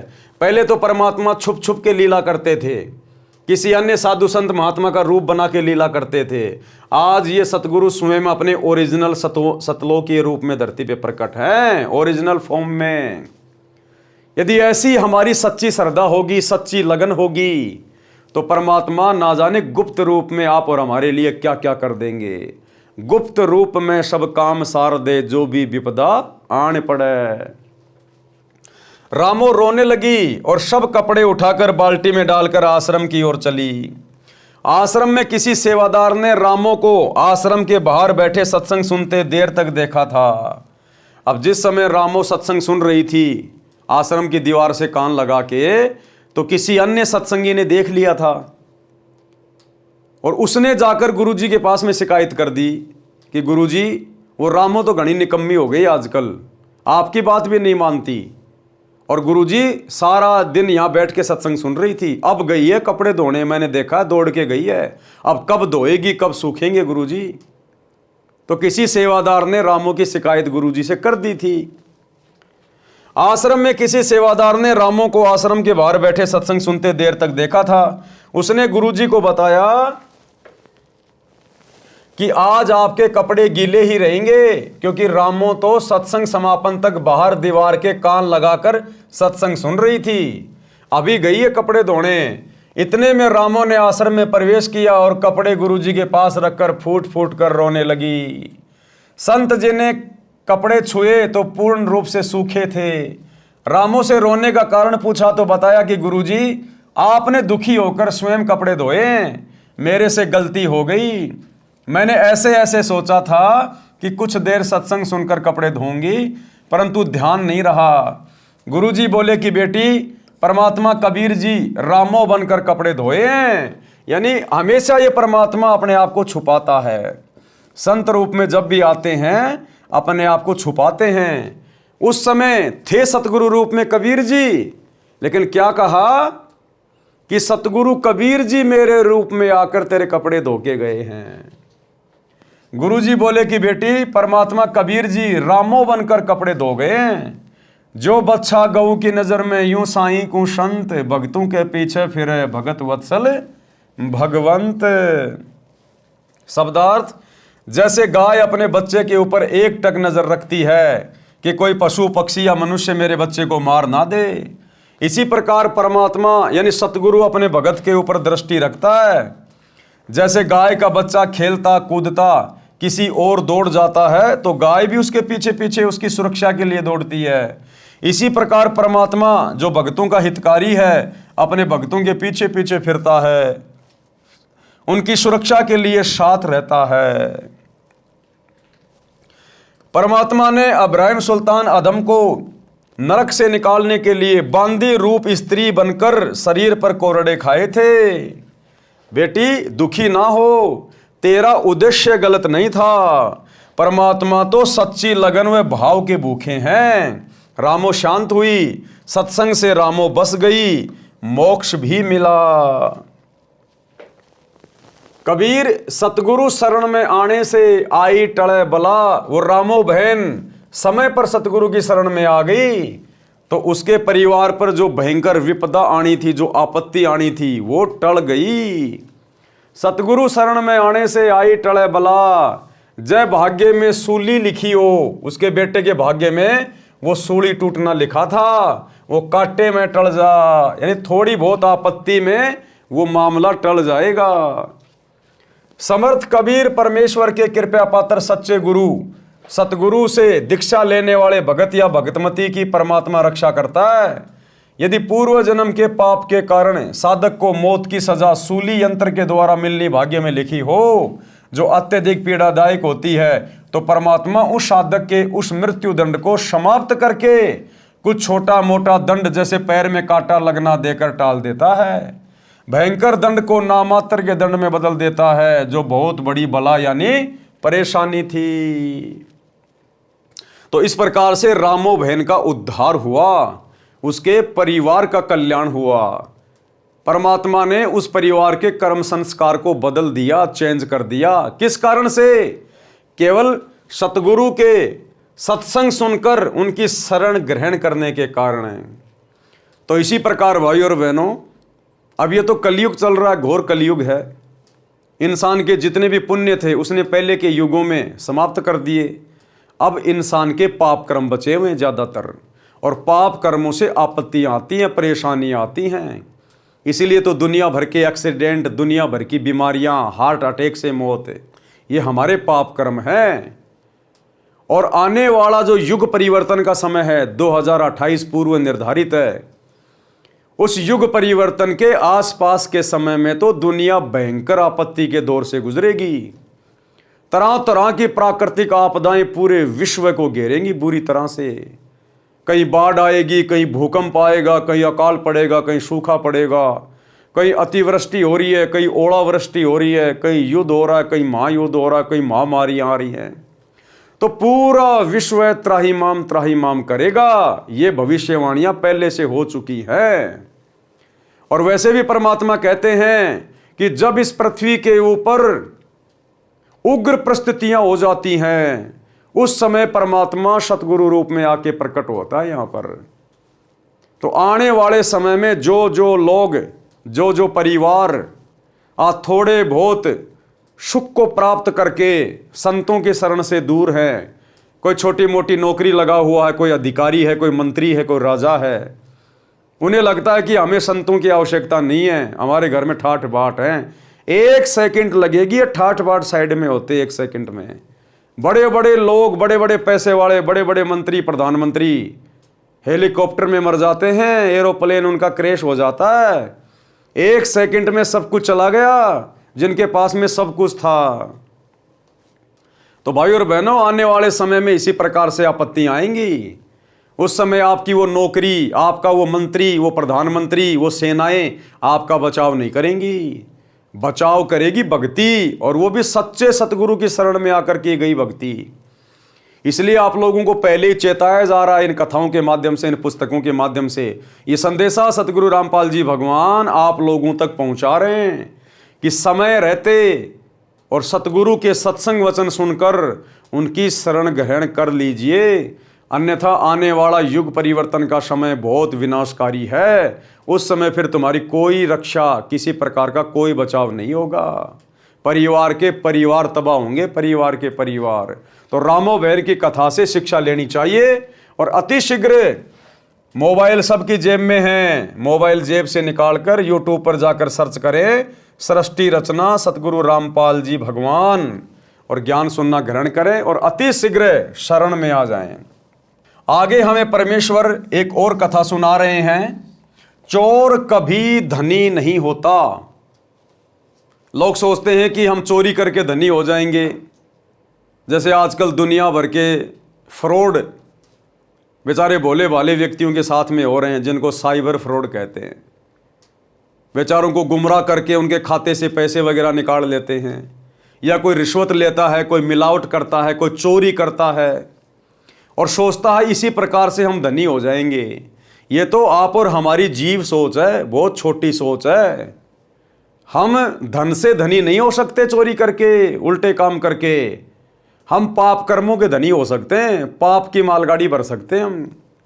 और चलो तुमने किसी के साथ में ठगी कर ली, चोरी कर ली, मिलावट करके तुमने पैसे भी कमा लिए, वो पैसे तुम्हारे साथ में नहीं जाएंगे। अंत समय में तुम्हारा शरीर भी साथ नहीं जाएगा। वो पैसे कमाने में तुमने जितने पाप किए वो तुम्हारे साथ में जाएंगे। वो पैसा तुम्हारा यही रह जाएगा, खाया खर्चा जाएगा। और अगर चोरी करने से सेठ बना जाता हो तो भाई मेहनत कौन करेगा? फिर मेहनत कौन करे? अगर चोरी करने से ही अगर सेठ बना जाता हो, धनी बना जाता हो, तो पूरी दुनिया आज चोरी ना कर रही होती। किसान खेतों में मेहनत क्यों करता? कोई इंसान नौकरी क्यों करता? मजदूर मजदूरी क्यों करता? सब चोरी ना करते। तो ये तो हमारी छोटी सोच है। चोरी करके हम केवल अपने कर्म बिगाड़ सकते हैं, पाप कर्मों की पोटरी बांध सकते हैं, अपने परिवार के ऊपर आपत्तियां पैदा कर सकते हैं। क्योंकि जिस घर में चोरी का पैसा आता है, जिस घर में रिश्वत का पैसा आता है, उस परिवार के सदस्यों को जहर देने की जरूरत नहीं है। वो चोरी, ठगी, रिश्वत का पैसा एक दिन उस परिवार के लिए जहर का काम करेगा। कोई एक्सीडेंट में मरेगा, कोई बीमारी में मरेगा, कोई हार्ट अटैक से मरेगा, कोई लड़ाई झगड़े में मरेगा। तो गुरुदेव हमें समझाना चाह रहे हैं कि नेक नीति से धन अर्जित करो और भाई सतगुरु की शरण में आ जाओ। तुम्हारे भाग्य में धन नहीं होगा तो भी ये परमात्मा अपनी कलम से तुम्हारे भाग्य में धन लिख देगा। इतना समर्थ है सतगुरु। कबीर परमेश्वर जी अपने विधान अनुसार एक नगर के बाहर जंगल में आश्रम बनाकर रहते थे। यानी ये कबीर परमात्मा सतगुरु रामपाल जी भगवान चारों युगों में ये भिन्न भिन्न रूप धारण करके, वेश धारण करके हम आत्माओं को अपनी शरण में लेकर हमारी बैटरी चार्ज करते रहते हैं। हमें इस भक्ति युग तक लाने के लिए परमात्मा असंख्य रूप बनाकर जगह जगह लीलाएं करते हैं। कहीं पर आश्रम बनाकर 10 साल रह जाते हैं, कहीं 20 साल रह जाते हैं, अचानक से कहीं चले जाते हैं, किसी को पता ही नहीं चलता। तो ऐसे ही एक नगर के पास में छोटा सा आश्रम बनाकर कबीर परमात्मा एक संत वेश में रहा करते थे। कुछ दिन आश्रम में रहते थे, सत्संग करते थे, फिर भ्रमण के लिए निकल जाते थे। उनका एक जाट किसान शिष्य था जो कुछ ही महीने से शिष्य बना था। किसान निर्धन था, उसके पास एक बैल था, उसी से किसी अन्य किसान के साथ मेलजोल करके खेती करता था। 2 दिन अन्य का बैल स्वयं लेकर दोनों बैलों से हल चलाता था। फिर 2 दिन दूसरा किसान उसका बैल लेकर अपने बैल के साथ जोड़कर हल जोतता था। किसान अपने कच्चे मकान के आंगन में बैल को बांधता था। एक रात्रि में चोर ने उस किसान के बैल को चुरा लिया। सतगुरु का वो गरीब भगत जिसके पास केवल एक ही बैल था और जब खेती करने का समय आता था किसी और का बैल उधार लेकर अपनी खेती करता था। एक दिन एक चोर आया और रात्रि में उस भगत के उस बैल को चुरा के ले गया। किसान ने देखा कि बैल चोरी हो गया तो सुबह वह आश्रम में गया, गुरुदेव जी से अपना दुख साझा किया। गुरुदेव जी ने कहा कि बेटा विश्वास रख परमात्मा पर, दान धर्म भक्ति करता रहे, आपको परमात्मा 2 बैल देगा। चोर चुरा कर ले गया है, वह पाप का भागी बना है। परमेश्वर की कृपा से बारिश अच्छी हुई, किसान भगत की फसल चौगुनी हुई, 4 गुना ज्यादा फसल हुई, क्योंकि सतगुरु ने आशीर्वाद जो दे दिया था। साधु वचन पलटे नहीं चाहे पलट जाए ब्रह्मांड, साधु बोले सहज स्वभाव, साधु का बोला मिथ्या न जाए। तो गुरुदेव के आशीर्वाद से बढ़िया फसल हुई, बढ़िया बारिश हुई और 4 गुना ज्यादा फसल हुई। किसान भगत की फसल चौगुनी हुई। भगत किसान ने 2 बैल मोल लिए और उनको अच्छी खुराक खिलाई। बैल यानी सांडों जैसे ताकतवर हो गए। गांव में उसके बैलों की चर्चा होती थी। 1 साल के बाद वही चोर उसी क्षेत्र में चोरी करने आया। अब जो चोर था, अब उसने उस बैल को चुरा लिया और बैल को उसने औने पौने दामों पे बेच दिया। यानी 5,000 का बैल था तो 2,500-3 हज़ार में बेच दिया और थोड़े बहुत दिन तो उसने अपना परिवार चलाया। अब कितने दिन चोरी के पैसों से परिवार चलेगा? साल भर के बाद में जब पैसे खत्म हुए तो फिर से वो चोरी करने के लिए निकला और उसी गांव की तरफ आ गया। 1 वर्ष पश्चात वही चोर उसी क्षेत्र में चोरी करने आया। कहीं दांव नहीं लगा। उसने विचार किया कि जिसका बैल चुराया था उसके घर देखता हूं, हो सकता है कोई और बैल ले आया हो। देखा तो 2 बैल खागड़ू जैसे बंधे थे। चोर ने दोनों चुरा लिए। किसान जागा तो बैल चोरी हो चुके थे। गुरुजी से बताया तो गुरुजी ने कहा कि बेटा तेरे घर 4 बैल देगा भगवान। चोर कभी सेठ नहीं हो सकता, पाप पाप इकट्ठे करता है। रजा परमात्मा की, आशीर्वाद गुरुदेव का, बारिश ने किसानों की मौज कर दी। भगत किसान के पास जमीन पर्याप्त थी परंतु बारिश के अभाव से खेती थोड़े क्षेत्र में करता था। बारिश अच्छी हो गई, 2 बैल मोल लिए, 2 कर्जे पर लिए, खेती अधिक जमीन में की, 1 नौकर हाड़ी रखा। 1 वर्ष में सब कर्ज भी उतर गया। बैल 4 हो गए, खागड़ू जैसे मोटे मोटे तगड़े तगड़े। मकान भी पक्का बना लिया। चोर 2 साल के बाद उधर गया और पहले उसी किसान की स्थिति देखने लगा। चोर ने देखा कि 4 बैल सांडू जैसे बंधे हुए हैं। चोर तो माथा पकड़ के बैठ गया कि हे भगवान, मेरा तो दिवाला निकल गया, मेरा तो परिवार बर्बादी के कगार पे आ गया। इसके बैल चोरी करते करते और इसके घर में 3 बैल चोरी हो गए, फिर भी इसके घर में परमात्मा ने मौज कर रखी है। तो चोर ने सोचा भैया इस आदमी से तो पूछना चाहिए ये क्या जंतर मंत्र करता है। तो चोर उसके पास गया। चोर ने किसान को रात्रि में नींद से उठाया तो किसान बोला कौन हो आप? चोर ने कहा कि मैं चोर हूं जिसने तेरे 3 बैल चुराए थे।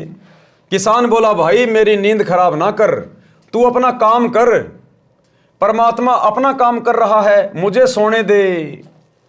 अब भगत तो टेंशन फ्री हो गया। भगत को तो पता चल गया ना कि तेरा तो बुरा हो ही नहीं सकता, तेरे ऊपर तो सतगुरु का पंजा है। तू तो केवल अपना दान धर्म करता रहे, मर्यादा में रह के भक्ति करता रहे, तेरा तो सतगुरु बाड़ी बाका नहीं होने दे रहा। तेरा तो जब जब कोई नुकसान करता है परमात्मा तुझे आगे ही बढ़ाता है। तो चोर ने कहा भैया तू एक काम कर, तू चोर है ना तो तेरा काम चोरी करना है, तू चोरी कर, मेरी नींद क्यों खराब कर रहा है, मुझे सोने दे। चोर ने पैर पकड़ लिए और बोला हे देवता मेरे से अब चोरी नहीं हो रही। एक बात बता, आपका चोर आपके सामने खड़ा है, आप पकड़ भी नहीं रहे हो। हे भाई तेरा 1 बैल मैंने चुराया, तेरे घर अगले वर्ष 2 बैल खागड़ू जैसे बंधे थे, वे दोनों भी मैंने चुरा लिए। आज 2 वर्ष पश्चात आपके आंगन में 4 बैल खागड़ू जैसे बंधे हैं और मेरा सर्वनाश हो चुका है। बालक भी भूखे रहते हैं, मुझे मार चाहे छोड़, मुझे तेरे विकास का राज बता, कि मुझे तू ये रहस्य बता, ये बात क्या है। चाहे तू मुझे मार चाहे मुझे छोड़, मैंने तेरे को सच्चाई बता दी। मैं भी जाट किसान हूं। चोर क्या बोला कि मैं भी जाट किसान हूं, जमीन भी है और निर्धनता बेअंत है, यानी गरीबी का कोई ओढ़ नहीं है। भगत किसान ने उसको कहा कि आप स्नान करो, खाना खाओ। चोर ने वैसा ही किया। फिर भगत उस चोर को आश्रम में लेकर गया, गुरुदेव से सब घटना बताई।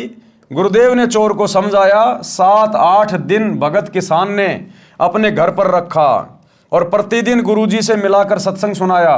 चोर ने दीक्षा ली। गुरुजी ने कहा कि भगत बेटा नए भगत को 1 बैल दे दे उधार। अब गुरुजी ने उस किसान को क्या कहा कि बेटा ये जो पहले चोरी करता था ना, अब ये भगत बन गया, नाम ले लिया, तू इसको 1 बैल उधार दे दे, ये भी अपनी मेहनत मजदूरी करके खाएगा और परमात्मा इस पे भी दया करेगा, इसका भी धंधा अच्छा चलाएगा, बढ़िया इसकी फसल होगी, फिर ये तेरे को दे देगा वापस। नए भगत को 1 बैल उधार दे दे, खेती करेगा, तेरे पैसे लौटा देगा। भगत ने कहा गुरुजी ठीक है। भगत किसान ने नए भगत को 1 बैल दे दिया। नया भगत प्रति महीना सत्संग में आता था, पूरे परिवार को नाम दीक्षा दिला दिया। 2 वर्ष में वित्तीय स्थिति अच्छी हो गई, यानी गुरुदेव के आशीर्वाद से 2 साल में उसकी आर्थिक स्थिति भी अच्छी हो गई। 1 बैल प्लस 3 पहले वाले चोरी वाले बैलों के रुपए लेकर चोर भगत उस किसान भगत के घर आया। अब परमात्मा ने 2 साल के अंदर अंदर उस चोर भगत की इतनी बढ़िया स्थिति कर दी कि इतनी अच्छी फसल हुई। वो 1 बैल तो जो नाम दीक्षा लेने के बाद में लाया था उधार, उसके पैसे, और 3 बैल जो चोरी करके ले गया था पहले, उनके पैसे, यानी 4 बैलों के पैसे लेकर और अपने भगत भाई के पास गया उसको देने के लिए। उसके बच्चे भी साथ थे। किसान भगत ने उस चोर भगत से सब पैसे देकर कहा कि मुझे क्षमा करना, आपका उपकार मेरी 7 पीढ़ी भी नहीं उतार पाएगी। पुराना भगत बोला कि हे भाई ये सब गुरुदेव जी की कृपा है, उनका वचन फला है, आप ये सब रुपए गुरुजी को दान रूप में दो। मेरे को तो उन्होंने पहले ही कई गुना बैलों की पूंजी दे दी थी, मेरे काम की नहीं। दोनों भगत गुरुजी के पास गए और सारी दान राशि चरणों में रख दी। गुरुजी ने भोजन भंडारा लंगर में लगा दिया, सत्संग किया। इस प्रकार चोरी का धन मोरी में जाता है, भगत सदा फलता फूलता है। यानी हमें गुरुदेव भगवान बता रहे हैं कि चोरी करने से व्यक्ति कभी मालामाल नहीं हो सकता। यानी नेक नीति से कमाई करने वाला भी यदि उसके भाग्य में भक्ति धन नहीं है, उसके पिछले पुण्य नहीं है और बहुत अच्छा आदमी है, लेकिन वर्तमान में सच्चे गुरु की शरण में नहीं है, तो नेक नीति से काम करने वाला व्यक्ति भी नहीं फलेगा, नहीं फूलेगा। क्योंकि भाई और बहनों, जो व्यक्ति आज जिस भी स्थिति में है, चाहे कोई राजा बना है, कोई मंत्री बना है, कोई उद्योगपति है, कोई सेठ है, कोई भिखारी है, उसके पिछले मनुष्य जन्म के पाप और पुण्य के आधार से आज वो व्यक्ति इस स्थिति में है। और जब उसके पिछले जन्मों के पुण्य समाप्त होते हैं, ना वो मंत्री पद पे रह पाता, कोई भी कारण बनेगा, चाहे उसको जनता का समर्थन ना मिले, वो हार जाएगा, या एक्सीडेंट में उसकी मृत्यु हो जाएगी, या अन्य और किसी प्रकार का कोई घाटा हो जाएगा। क्योंकि यहाँ जो भी कुछ होता है पाप और पुण्य के आधार से होता है, और ये पाप और पुण्य सतगुरु की शरण में आकर ही सेट होते हैं। यदि हमारे पास में पुण्य नहीं है तो सतगुरु की शरण में आकर भक्ति करने से हम नए सिरे से पुण्य बनाते हैं। यदि पाप कर्म ज़्यादा हैं, हमें दुखदाई हैं, हमारे ऊपर संकट आ रहे हैं, आपत्तियाँ आ रही हैं, तो सतगुरु की शरण में आने से पाप कर्म कटते हैं, हल्के होते हैं। तो भाई और बहनों, नेक नीति और ईमानदारी से हमने अपना व्यवसाय करना है, अपना काम धंधा करना है। हमने शौपन में भी किसी की आत्मा नहीं दुखानी है, अन्यथा हम गुरुपद और मर्यादाओं से उसी समय नीचे गिर जाएंगे।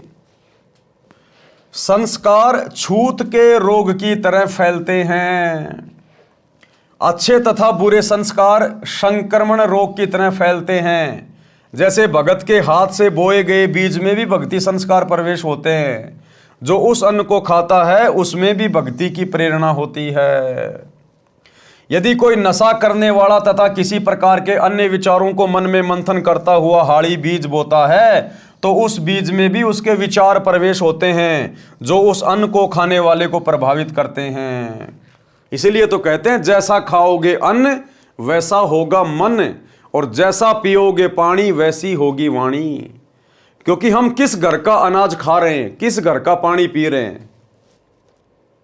खाना बनाते समय माता बहनों के दिमाग में क्या चल रहा है, कोई सुखी है, कोई दुखी है, कोई क्या चिंतन कर रही है, वो गुण उस खाने में प्रवेश करते हैं और खाने वाले को भी प्रभावित करते हैं। इसलिए गुरुदेव कह रहे हैं कि ये जो संस्कार होते हैं ना, ये संक्रमण की तरह फैलते हैं, संक्रमण की तरह, छूत के रोग की तरह। इसलिए हमने बहुत सोच समझकर अन्य घर में खाना खाना चाहिए, वहाँ का पानी पीना चाहिए, बहुत सोच समझकर, क्योंकि खाने पीने का हमारे विचारों पर बहुत गहरा असर पड़ता है। उदाहरण दिया गुरुदेव भगवान ने। एक बहन ने गुरुजी से दीक्षा ले रखी थी। उसके घर पर गुरुजी आए तथा साथ में एक शिष्य भी था। उस बहन की बहन भी किसी कार्यवश उसी दिन आ गई। एक बार एक गुरु था, वो अपने एक चेले के साथ में अपनी एक शिष्या के घर गया। उस दिन उसकी बहन भी घर आई हुई थी, और जो उसकी बहन जो घर आई थी वो बहुत दुखी थी, क्योंकि थोड़े दिन पहले उसकी बेटी का पति मर गया था। इस बात को लेके बड़ी चिंतित थी वो कि हे भगवान मेरी बेटी का क्या होगा, हे भगवान मेरी बेटी विधवा हो गई, अब इसका आगे क्या होगा। और वो खाना बना रही थी उन संतों के लिए, और खाना बनाते बनाते इस प्रकार के चिंतित विचार उसके दिमाग में चल रहे थे, और वो सारे विचार उस खाने में ऐड हो रहे थे। रात को उस संत के चेले को शौपन आया। एक बहन ने गुरुजी से दीक्षा ले रखी थी, उसके घर पर गुरुजी आए तथा साथ में एक शिष्य भी था। उस बहन की बहन भी किसी कार्यवश उसी दिन आ गई। उसका दामाद मृत्यु को प्राप्त हो गया था। लड़की के छोटे छोटे बच्चे थे, वो बहुत चिंतित थी। रह रहकर विचार उठ रहे थे कि बेटी का निर्वाह कैसे होगा। बेटी तो उजड़ गई, देवर जेठ किसी के नहीं होते, बच्चों को कौन पालेगा। हे भगवान ये क्या बनी, कौन से जन्म का पाप आड़े आ गया। उपदेशी बहन भोजन बनाने लगी तो उसकी बहन उसकी सहायता करने लगी। वो जिसका दामाद मर गया था वो भी खाना बनाने में सहयोग करने लगी। अधिक भोजन उस बहन ने बनाया जिसका दामाद मर गया था। संत भगत खाना खाकर सो गए। सुबह भगत ने गुरुदेव जी से कहा कि हे गुरुदेव, आज रात्रि में निंद्रा के दौरान मन बहुत दुखी रहा। जैसे मेरा दामाद मर गया, बेटी के छोटे छोटे बच्चे हैं, उनकी बेहद चिंता सताती रही। इसका क्या कारण होगा, कैसे निर्वाह होगा। गुरुजी ने अपनी शिष्या से पूछा कि बेटी आज रात्रि का भोजन किसने बनाया था। उसने उत्तर दिया कि मेरी छोटी बहन आई है, उसने बनाया था। संत ने पूछा उसको कोई कष्ट है क्या। शिष्या ने उत्तर दिया कि गुरुदेव कष्ट तो बहुत ज़्यादा है। लड़की के छोटे छोटे बच्चे हैं, दामाद की मृत्यु हो गई है, सारा दिन मेरी बहन इसी चिंता में रहती है। दिन में कई बार ये कहती रहती है कि बेटी का क्या होगा, कैसे बच्चों का पालन करेगी।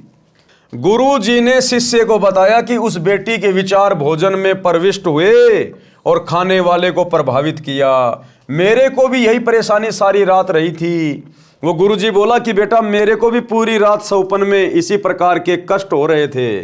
इसी प्रकार यदि भक्ति नाम सुमरण या आरती या संतों की वाणी का मनन करते करते भोजन बनाया जाए तो खाने वाले में वे सुसंस्कार अच्छी प्रेरणा करते हैं, भक्ति की रुचि बढ़ती है। कोई हाड़ी गाने रागनी गाता हुआ बीज बोता है या खाना बनाने वाली गाने या रागनी गाती हुई भोजन बनाती है तो उस अन्न में वे संस्कार प्रवेश हो जाते हैं। उसे खाने वाले का स्वभाव भी उसी प्रकार बकवाद करने को प्रेरित होता है, जिसका परिणाम वर्तमान 1997 के आसपास में दिखाई दे रहा है। अच्छाई में कम, बुराई अधिक संख्या में मानव लगा है। तो भाई और बहनों, इसलिए हमने बाहर का खाना, हर किसी के घर का खाना खाने से बचना चाहिए। ये आध्यात्मिक बातें हैं, आम सांसारिक लोग इन बातों को नहीं समझ पाएंगे। इसीलिए तो परमात्मा कहते हैं कि जिन लोगों के घर में गुरु का नाम नहीं है, सच्चे गुरु का नाम नहीं है, उन लोगों के ऊपर तो 3 लोक का भार चढ़ा हुआ, 3 लोक का भार। और ऐसे लोगों के घरों पर खाना खाना, चाय पीना, पानी पीना, उनके पाप कर्मों को बंटवाना है, उनके पाप कर्मों का हिस्सा अपने ऊपर लेना। ये बहुत गूढ़ बातें हैं। इसलिए दुनिया दुखी है, परेशान है, क्योंकि आज भारत देश में भी 99% लोग सच्चे सतगुरु की शरण से दूर हैं। मुट्ठी भर आत्माएं आज सतगुरु रामपाल जी की शरण में हैं। बाकी 99% से ज्यादा लोग उन्हीं कुविचारों में सारा दिन रहते हैं, उन्हीं चिंताओं में, उन्हीं परेशानियों में, कोई चोरी में, कोई ठगी में, कोई रिश्वत में, कोई जारी में, कोई 2 नंबर के धंधों में, और सारा दिन उसी प्रकार से अपना काम धंधा करते रहते हैं। तो उन लोगों के विचार उस खाने में प्रविष्ट हो जाते हैं जिसके घर का हम खाना खाते हैं, और इस प्रकार से फिर वो संस्कार हमारे को प्रभावित करते हैं, भक्ति में बाधा उत्पन्न कर देते हैं। भक्ति में बाधा। यदि संतों की वाणी, पाठ, आरती, सुमरण करने वालों की संख्या अधिक हो जाएगी तो वातावरण भक्तिमय हो जाएगा। प्रत्येक व्यक्ति के मन में भगत जैसे भाव उपजेंगे। उस वातावरण को बनाने के लिए घर घर में आरती, रमणी तथा नित्य नियम चलना चाहिए। गुरु जी से दीक्षा लेकर नाम का सुमरण करना चाहिए, जिससे वातावरण में भक्ति के विचारों के तत्व अधिक भर जाएंगे तथा बुरे संस्कारों वाले विचार ऊपर उठ जाएंगे। परमात्मा ने बताया कि शब्द का कभी विनाश नहीं होता, शब्द अखंड होता है। हम जो भी शब्द निकालते हैं ये ऊपर ब्रह्मांड में ये विचरण करते रहते हैं, शब्द का कभी विनाश नहीं होता। अब क्या होगा, हम जितने भी भगत भाई बहन हैं जिनके सुविचार हैं, अच्छे विचार हैं, हमारे घरों में जो आरतियां चलती हैं, हम जो आरतियां करते हैं, पाठ करते हैं तीनों समय का, गुरुदेव के सत्संग चल रहे होते हैं, उनके शब्द चल रहे होते हैं, उनकी वाणियां चल रही होती हैं, हम नाम सुमरण करते रहते हैं मनी मन में या बोल बोल के, तो सूक्ष्म जो शब्द हैं ये ऊपर जाते हैं ब्रह्मांड में, और ब्रह्मांड में जाकर पहले से जो कुशब्द है, जो दुनिया वालों के जितने भी जो बुरे शब्द है, जो कुशब्द है, जैसे रागनियां चलती हैं, गाने चलते हैं, दुनिया भर के लोग फालतू में दुनिया भर की बकवाद करते रहते हैं, तो ऊपर ब्रह्मांड में उन शब्दों की एक लेयर बनी हुई है, एक वो परत बनी हुई है, जिसका प्रभाव लगातार नीचे आता रहता है और पूरे वातावरण को प्रभावित करता है। किसी को भी शांति नहीं है, सबके मन में अशांति बनी हुई है, भय बना हुआ, चिंता बनी हुई है। अब ये भक्ति युग शुरू हो गया सन 1994 से। सभी भगत भाई बहन तीनों समय की आरती करते हैं, पाठ करते हैं, गुरु जी का सत्संग चलता है घरों में या गाड़ियों में, या अपना कोई ट्रैक्टर में काम कर रहा है अपना सत्संग सुन रहा है, कोई मजदूरी कर रहा है अपना सत्संग सुन रहा है, अपना सुमरण कर रहा है। तो हमारे मुख से निकले हुए सुशब्द अब ब्रह्मांड में ऊपर जा रहे हैं, और ऊपर जो दुनिया वालों के कुशब्द की जो लेयर है, जो परत है, उसके नीचे इन अच्छे शब्दों की एक दूसरी लेयर बन जाएगी, एक नई जो है वो परत बन जाएगी। और नई परत बनने से ऊपर वाले शब्दों का प्रभाव नीचे आएगा नहीं, और नीचे आप और हमारे शब्द हैं, तो हमारे शब्दों का प्रभाव नीचे आएगा, तो इस प्रकार से पूरे विश्व का माहौल चेंज होगा। इसलिए गुरुदेव कहते हैं कथा करो करतार की, सुनो कथा करतार, आन कथा सुनिए नहीं कहे कबीर विचार। भगत के मुख से कभी भी हंसी मजाक की बातें नहीं निकलनी चाहिए। भगत के मुख से कभी भी निंदा चुगली राग द्वेष ईर्ष्या की बातें नहीं निकलनी चाहिए।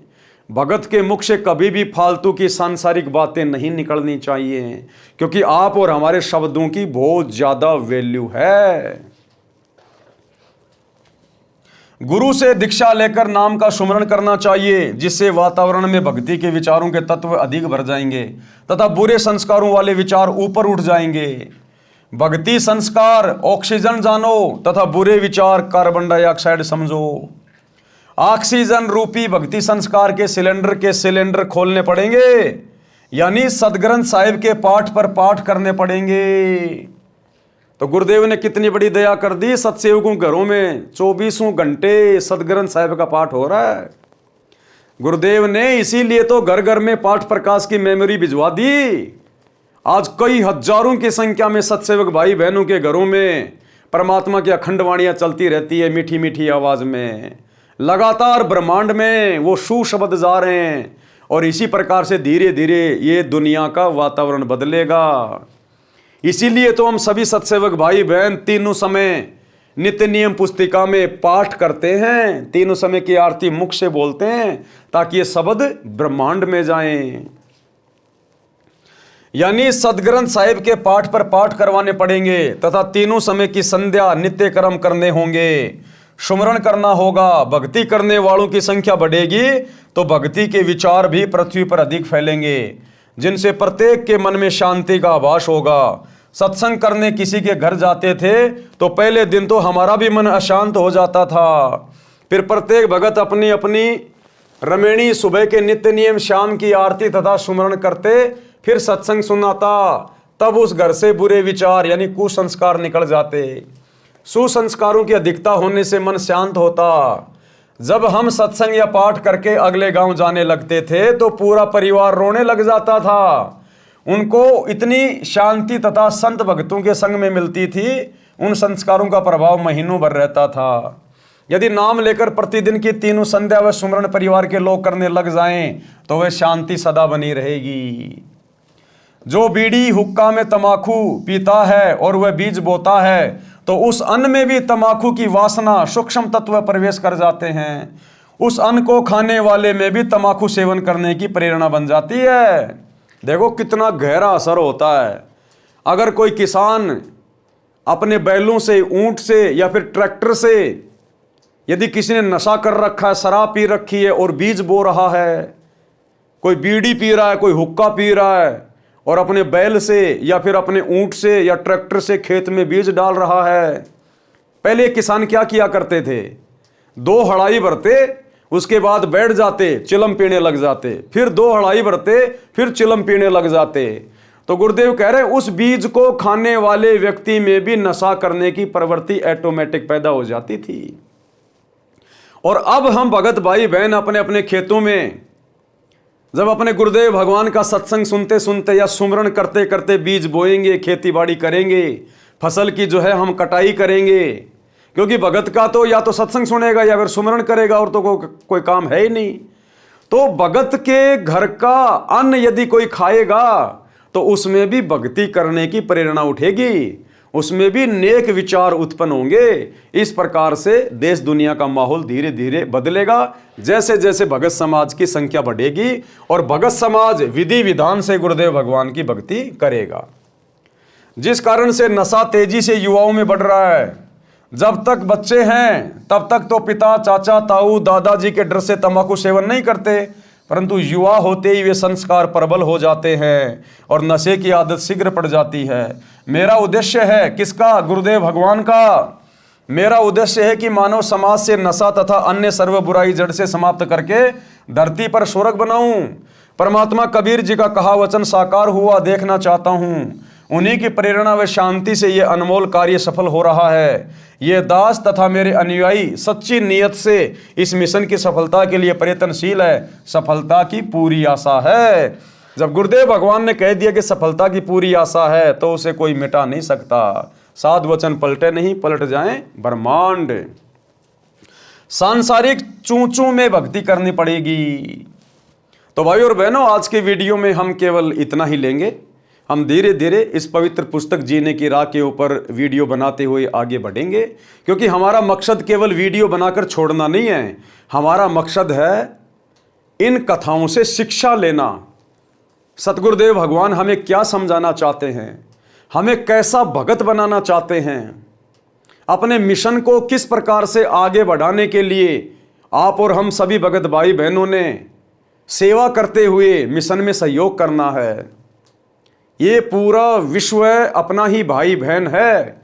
सभी इसी कबीर परमात्मा सतगुरु रामपाल जी की आत्मा है, इन्हीं के बच्चे हैं। आज हमें इस बात का पता चल गया, अन्य भगत भाई बहनों को अभी इस बात का आभास नहीं है। तो हमने अपने आचार विचार व्यवहार से, अपनी बोलचाल से, अपनी भक्ति से हमने सभी के सामने ऐसा उदाहरण पेश करना है, अपनी मर्यादाओं को ध्यान में रखकर, ताकि सभी आत्माओं की रुचि भक्ति की ओर बढ़े। और ये असर सामने वाले पे उस समय होगा जब हम खुद अपने गुरुजी के वचनों को फॉलो करेंगे और एक नेक भगत की तरह हम लोग व्यवहार करेंगे। तो भाई और बहनों, आज के वीडियो में केवल इतना ही। कल रात्रि 8 बजे सभी भगत भाई बहन फिर से लाइव जुड़िए। तब तक गुरुदेव भगवान हम सबको आज्ञा दें, इजाजत दें, सद्बुद्धि दें, आशीर्वाद दें। बंदी छोड़ सतगुरु रामपाल जी भगवान की जय हो। भाई जो गुरु बचन पे डट गए, कट गए फंद 84 के, कट गए फंद 84 के, कट गए फंद 84 के।